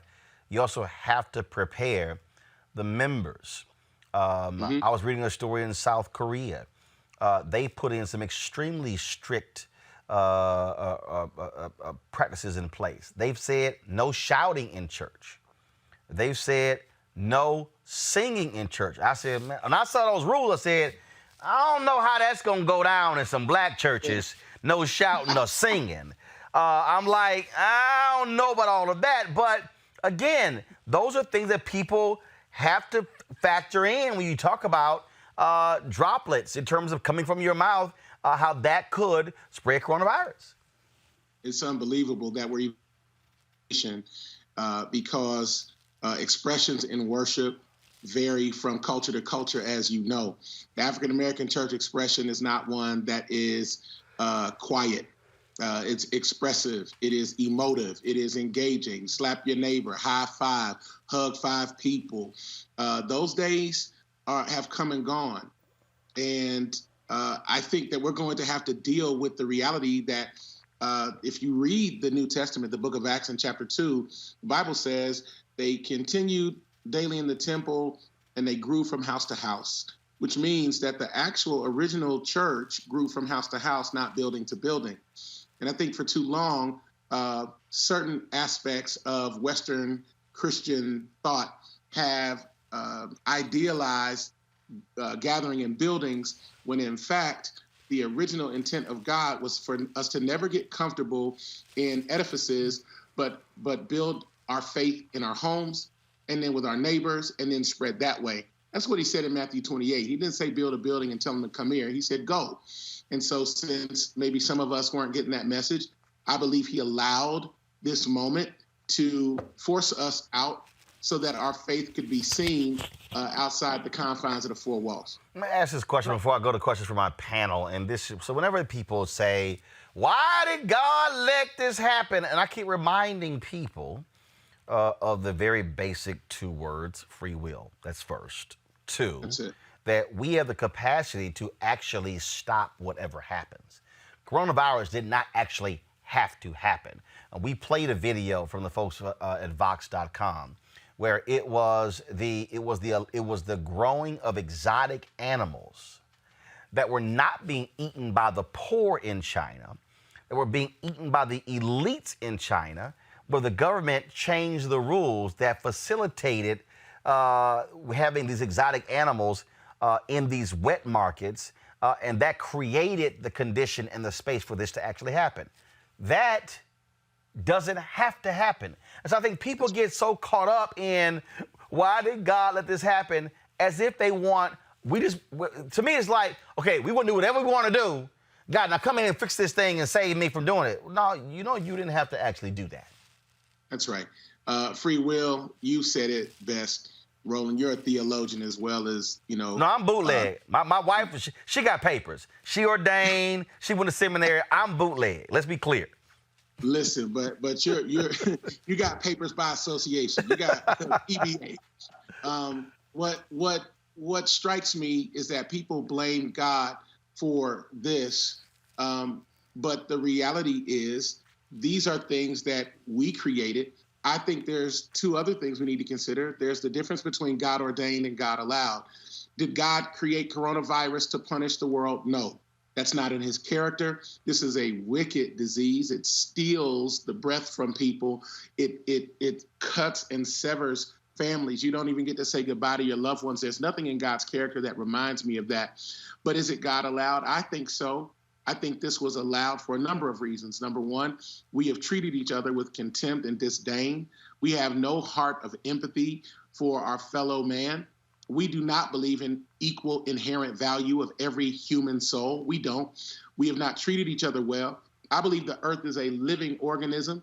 Romans chapter 8 says that the earth is eagerly awaiting the revealing of the sons of God, and it's groaning in birth pains until now, which means the earth is waiting for people who have a moral compass that points true north, that we can have honorable discourse among brothers and sisters, regardless of race, creed, religious background. We haven't been doing that, Roland. And I think for those of us who are believers, I believe that God is saying, for me and for those who are a part of the Christian church, you guys have been real relaxed in your presentation of me, and you haven't been showing people who I truly am. And so I'm going to allow this to give you a warning shot to get your act together. The Bible says judgment comes to the house of God first. So I feel like this was a shot over the bow of the church to say, change your trajectory, change your parameters, change your idea of success. Because before, Roland, you know it, success was how many people you could get in a building. Yep. Now success is how many people can you serve? How many meals can you distribute? How many elderly can you care for? And I think that was the original intent of the church, and I think that's the return that God wants. Let's go to Reese first. Hi, Pastor Gray. So my question is, with the social distancing rules being relaxed by the government, I think it's going to take more people just opting into observing these physical distancing things. What do you think the role is of the church to help your congregants and people who follow the Christian faith understand how, even though the government isn't requiring you to stay home, or even though the government is requiring certain things of you, it's still important to take these precautionary measures? Thank you for the question.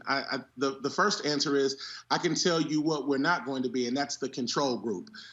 We heard one of the governors from one of the states say that the church is the control group, meaning we're going to see what happens with the spread of this virus with those who go first, and then we'll figure out what to do. I've already determined that whenever they open up the state of South Carolina and lift restrictions beyond, our church is still not going to open in a physical location. I can't have on my conscience the reality or the possibility that someone contracts this virus and maybe loses their health or their life because I want to gather. There's no amount of money or notoriety or any of that that is worth the possibility of losing a life. I think it's important for pastors to take the lead, because there's two sides to that. One side is you lack faith. If you call yourself a man of God, then why don't you open the doors? But faith does not lie, and faith sees facts as well. And in the multitude of counsel, there's safety. I think it's unwise for me to put elderly African-American individuals with pre-existing conditions in a closed setting with people we don't know, and particularly when coronavirus is asymptomatic in some people, and you don't even know you're carrying it, and you can get other people sick. We're going to have to let people know that we are not about just meeting in a building. We have to become more committed to what Dr. King called the beloved community, away from the building. So we're trying to be very front-facing in the community. We're always doing things every single week, 4 days a week. We're giving away groceries, fully masked, look like we're like in spacesuits, but we give groceries to anybody who drives up to let our community know that we are committed to them. But the reality is we may not go back to services in a building the way we did even 7 weeks ago. And that's okay with me, as long as we can still practice our faith and stay connected and stay alive. And so I don't know if that answered your question, but I'm telling our congregation that if there is a time when we're in the building, there's going to be protocol, and we're going to wait until at least June to see what happens now that they've opened up the communities again. I want to see if the curve has flattened. If not, then we just won't go in. I'm not willing to risk anybody's life just to, say we gathered. Greg Carr. Well, thank you, Roland, brother Gray, Pastor Gray. First of all, it's really encouraging to hear that you all are that the community, that the congregation is serving, and that's at the center of the faith practice there. Thinking about religion as distinct from spirituality, I'm looking at some of the things come out of Haiti and West Africa. We know that for our people, the ritual kind of forms the crux of the religious practice that informs the spirituality, right? And it's interesting, as a brother, Chancellor Williams, Dr. Chancellor Williams, who was a great historian. People know his book, The Destruction of Black Civilization. A lot of people don't know he's from South Carolina. He wrote a book in 1952 called Have You Been to the River?, which is a critique of charismatic leadership in the little storefront churches and some of the smaller churches in South Carolina. My question is this: do you anticipate, with us being apart physically in terms of religious practice, the possibility of the emergence of some of these cult-like figures that Chancellor Williams was critiquing back in the 50s, emerging online to siphon in some of that charismatic stuff and take us off in a direction that we may not have even seen back in the days when even Reverend Ike was riding high, in terms of siphoning that off and using the cyber platform to do it? First of all, whatever you just said needs to be an entire show by itself. Because you speak about, I grabbed 4 different things that need to be addressed. First of all, Karl Marx said religion is the opium of the people. People will always find something to worship. What this season has done has taken away our idols, whether it was sports, whether it was entertainment, whether it was the ability to come and go as we please. Those things have been taken away. From 1619 until right now, Black and brown bodies have been in chains, whether physical or emotional or spiritual, in this nation. And we know that Christianity was used to propagate everything from the Crusades to slavery. And so the idea of charismatic Jesus stems from the South and the need to believe that there's something after this torturous existence. What it morphed into was a money-making machine that kept us at bay and created a new era priesthood where you can only get to God if you get to me first, and you got to give me money in order to get to God. And all of that is being torn down. And whether we're talking about mosques or churches or temples, all of it's being torn down, because to get to the Most High, the essence of perfection, we now have the ability to do that ourselves. I do not want people to worship at the altar of John Gray.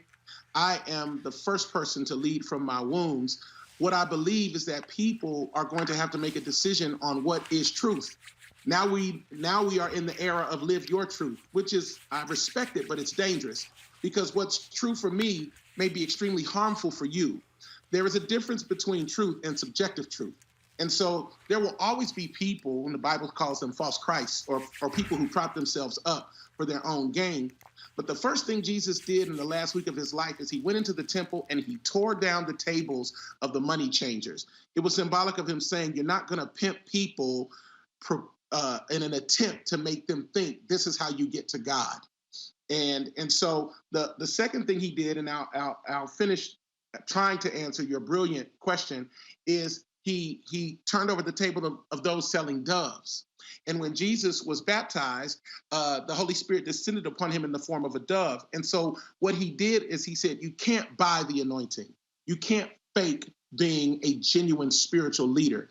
And I think this season is going to draw a delineation, a mark in the sand that causes us to see those who are truly about the business of God and versus the business of ministry, because they are two different things. Thank you, then Erica. Well, first, hallelujah, amen. Thank you, Pastor Gray. And you somewhat answered my question when in your response to Reese, because my specific question was, I'm still connected with my church in Georgia, was that delineation that you talked about for people that have the belief and that actually do say that because they believe God, for those who are of the Christian faith, because they are believers, that they believe that their faith will keep them from having COVID and not the exercise of wisdom. So what do you say to those people that are really saying that if a person says themselves to be a believer, if they're taking all of these preventative measures and not going into worship or the place of worship, that somehow that means that they don't believe God as strongly as they should? How do you counter that narrative, or how do you address that? I would respectfully direct them. First of all, it's a great question. I would respectfully direct them to Exodus chapter 12, where God is speaking to Moses as the last plague in a series of plagues to deliver people from oppression, which, by the way, to the panel and to Roland, I think is significant that it's been 400 years that we've been in this country as a people. And it was 400 years that the children of Israel were enslaved, and it was a plague that marked their freedom. And here we are, and there's a plague in the land. But in Exodus 12, this is what God said. He said, tell the people, put the blood on the door. When I see the blood on the door, I will pass by. If I don't see the blood on the door, something on the inside is going to die. What God was saying is we're going to require some social distancing. The plague is coming. The only way that you're going to be free from the plague is if I see the blood on the door. He didn't say faith. He didn't say if you tithe. He didn't say if you have deep spiritual insight. Stay in the house until the plague passes by. If I don't see the blood on the door, then that means you didn't obey the social distancing requirements to allow this thing to pass you by. And so it wasn't even about faith. I could have been an Egyptian in a Hebrew house, but if the blood was on the door, he wasn't coming to get me, because it was not about my faith. It was about obedience to a higher authority. The blood is on the door. Stay in the house. Let it pass by. Once the plague is done, then you can come out. And so I think for believers, it's important to understand that faith and science are bedfellows.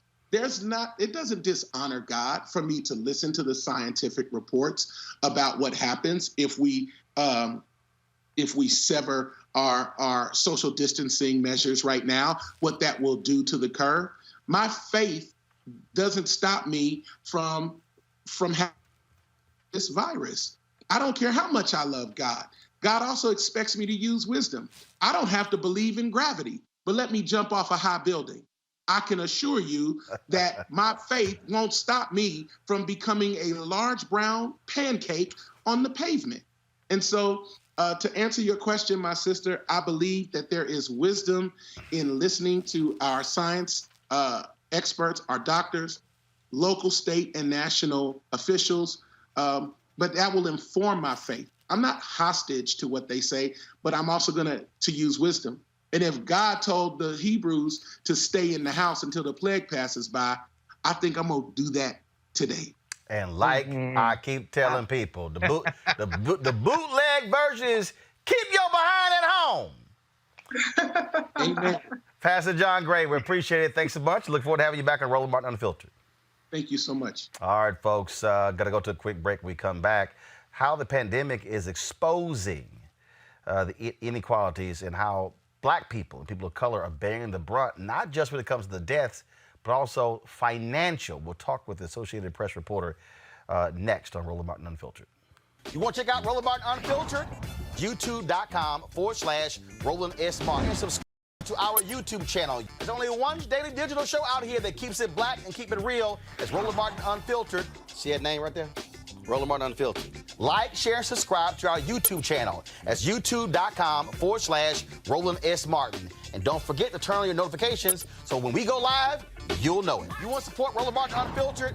Be sure to join our Bring the Funk fan club. Every dollar that you give to us supports our daily digital show. There's only one daily digital show out here that keeps it black and keep it real. It's Roland Martin Unfiltered. Support the Roland Martin Unfiltered daily digital show by going to RolandMartinUnfiltered.com. Our goal is to get 20,000 of our fans contributing $50 each for the whole year. You can make this possible. RolandMartinUnfiltered.com. All right, folks. In addition to the fact that people of color have been hit harder by the deadly virus, they're also enduring the worst part of the pandemic's financial impact, according to a recent survey from the Associated Press Nork Center for Public Affairs Research. The poll found that 61% of Hispanic Americans have encountered household income loss, unpaid leave, and pay cuts. 37% of Latinos and 27% of Black Americans say that they have not been able to pay at least one type of bill. Only 17% of white Americans say the same. Joining us right now is the National Race and Ethnicity Reporter for the Associated Press, Kat Stafford. Kat, glad to have you back on Roland Martin Unfiltered. This is the piece right here that people need to understand. We keep talking about dollars and cents and talking about wealth or whatever, but it's real simple. If you got more money and more resources, you can weather a storm far better than people who have fewer resources. And so when the government is sitting here trying to figure out, okay, how do we deal with this? This is that moment. This is that tragic moment that people are going to have to understand we must confront. Yeah, really what this shows is a couple things. Journalists of color, especially Black journalists, to be frank, we have been sounding the alarm on these inequities that have existed in our country, to be frank, since, we were brought here via slavery, right? And, for a lot of us, this is not surprising to see these numbers come out. The first step of this was to really take this racial data in terms of who's being infected with this virus. And now what we are seeing is the second step, which is the economic strife that we're seeing in communities across the country in terms of Black Americans as well as Latino folks as well. And, I had a story a couple weeks ago that really dove deep into the the pain that's unfolding in my hometown of Detroit.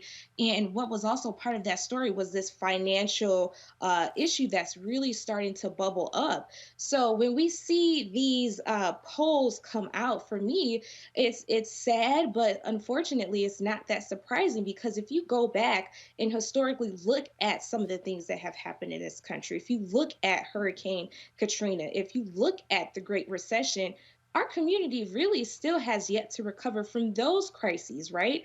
So when you think about the long-term impact of COVID-19, when you're talking about Black people, when you're talking about other communities of color, we have yet to see the total magnitude of what this is really going to do. Well, and look, we always have said that different groups don't have enough money to be able to weather a $300 or $400 or $500 shift in income, and we're actually seeing this. And I think that people that at some point folks have to understand, yeah, if you don't have a livable wage, $15 an hour, if you don't have savings or investment, if you're not in that position, you're not going to be able to handle what's taking place here 2, 3 months, 4 months, potentially 6 months, not having a job. Right. And really, I feel as if that, to be frank, is where the media comes in. This is where we should really be shining a light on this issue. And Roland, I know this is something that you've talked about. This is something that I'm passionate about as well.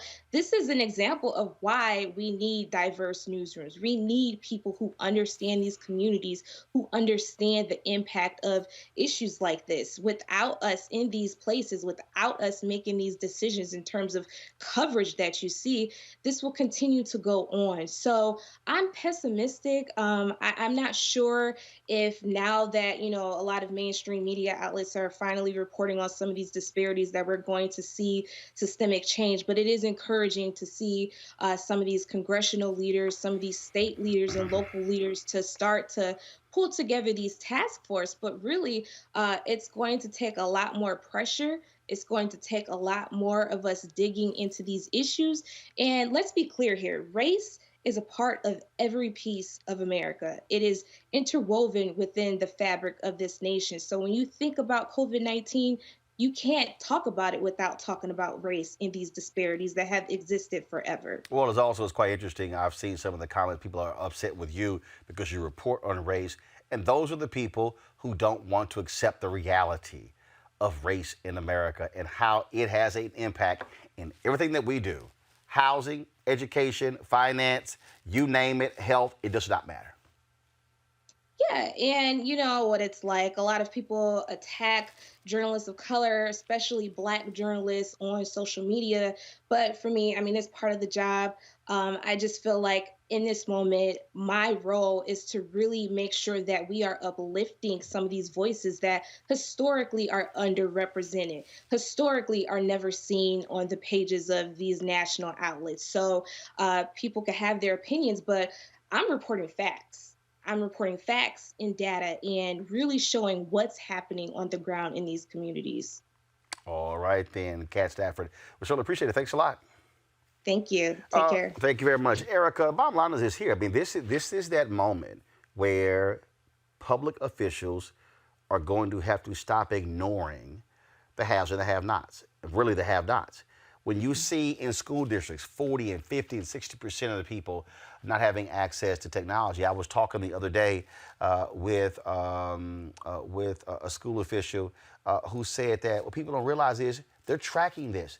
They've got places where 60 to 70% of Black kids aren't even logging on, aren't even logging on for the assignments. And now it's like, well, okay, well, then it's like, well, are they playing around, playing games? No. If I don't have access, if I don't have a computer, I can't log on. And so all these assumptions, Erica, that's been the part of the problem. People who are in political power, the problem is they just assume, oh, everyone has a computer. Sure. Everyone has internet. Everybody has, I'm sorry, well, what's wrong with you? Everyone has these things. No. Sure. And I'll give my hometown of Albany, Georgia, for an example. We're thinking about a community of about 70 to 90,000 people, including the county. You're talking about folks that depend on one specific place to get their water, gas, and light. And if they're not able to pay that bill, which usually for folks that live on the south and the east side of town ends up being $400, $500, $600 a month in a rural community that's 45 minutes away from the interstate, where you have people that are feeding off of Albany because it is town, it is the city. When you add all those factors together, there is a historically Black college there. So you have college students, some of which that are first generation college students.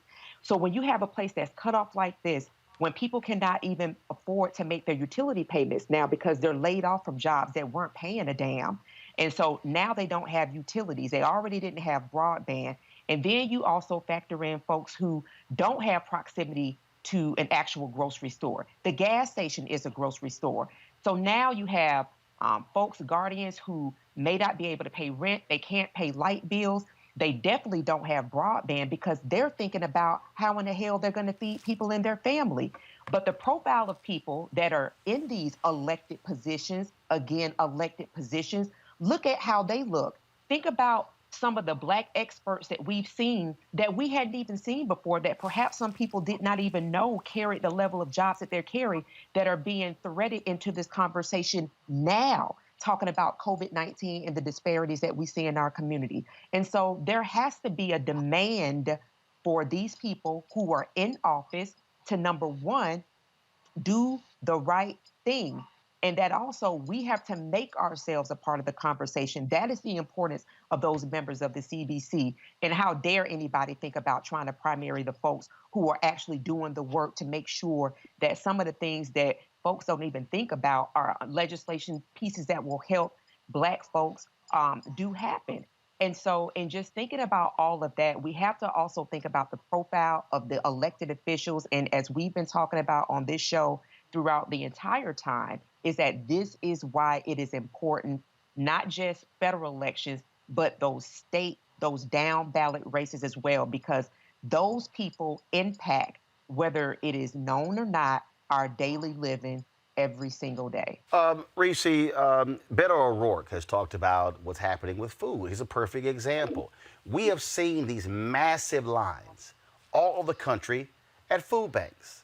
All right, so now you have people trying to raise money, trying to sit here and, okay, how can we send money to food banks? He says it's simple. Increase the damn SNAP benefits. He said you have a federal system that's already set up where you can provide food to people. But we have an administration who wants to cut the SNAP benefits, but then we're also paying farmers not to grow food. That's utterly illogical. Why would you pay somebody not to grow food when there are hungry people, when you can say, no, we're going to pay you to create food and send it here? Yeah, absolutely. I to your point, you mentioned Beto O'Rourke, so I'm going to mention Senator Kamala Harris, who introduced the Speak the Feed Act, which allows for restaurants to, to do something with the food that's left over. She's partnering with Jose Andres on that.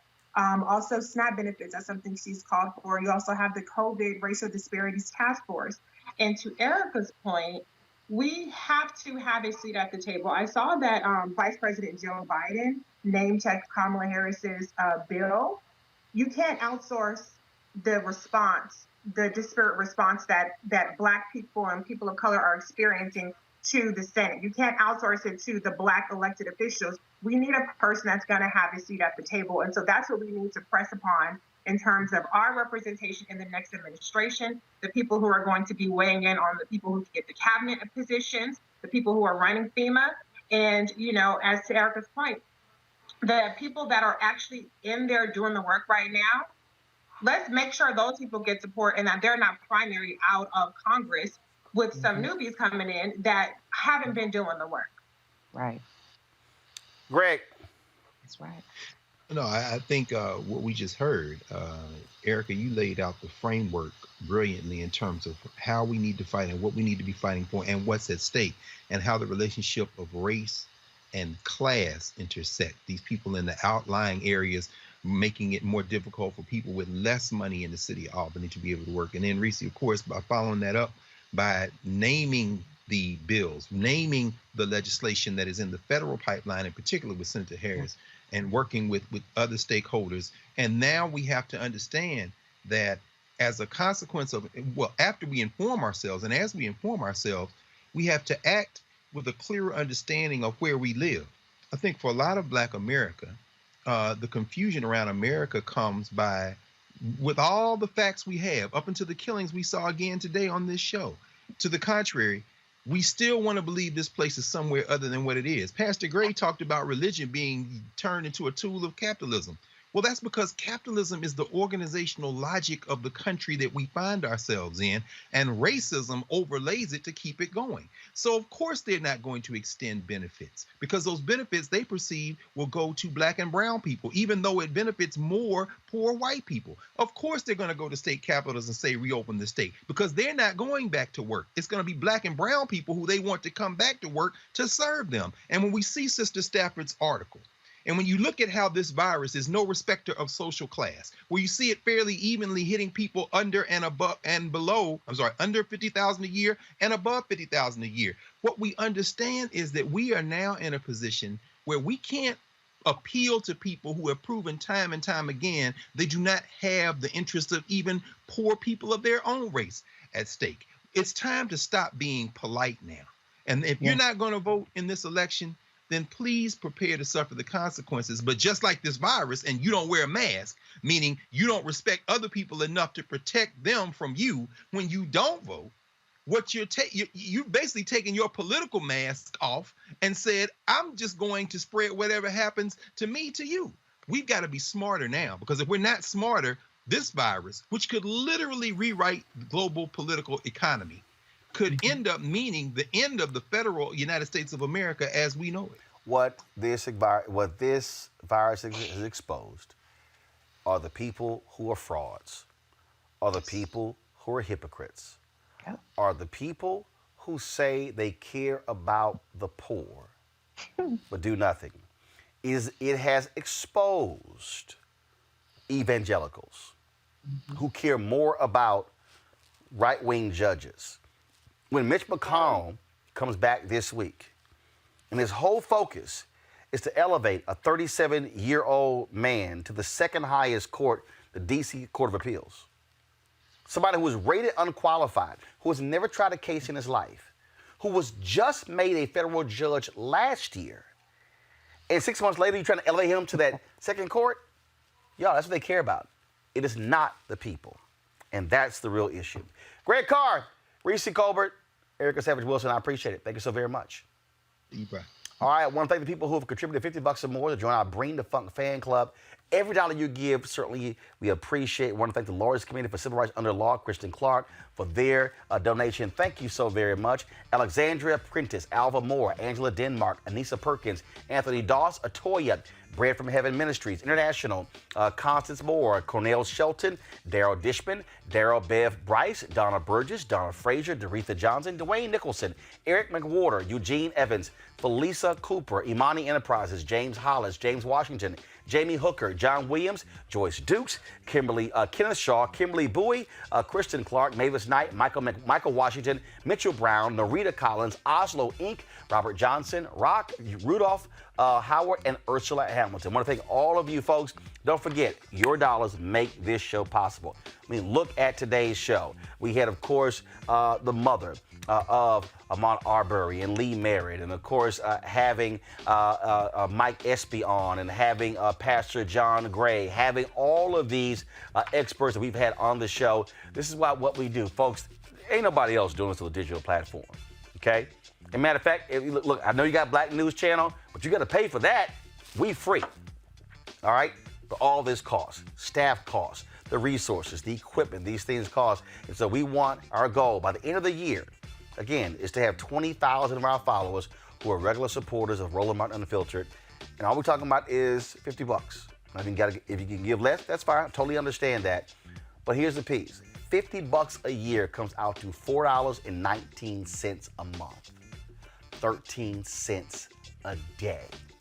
It allows for us to be able to cover these stories, to have Lee Saunders with AFSCME on the show, talking about, of course, the need for aid to local and state governments, to have us covering and bringing to light these stories of these mothers and fathers who are losing their children to violence, but other people are ignoring. But they only pay attention when it becomes a, quote, national story. When we talk about, of course, what is happening with HBCUs and the funding, that's why we do what we do. All this stuff matters. You can give right there on YouTube. Folks, there are more than 3,000 of you have been watching the show tonight.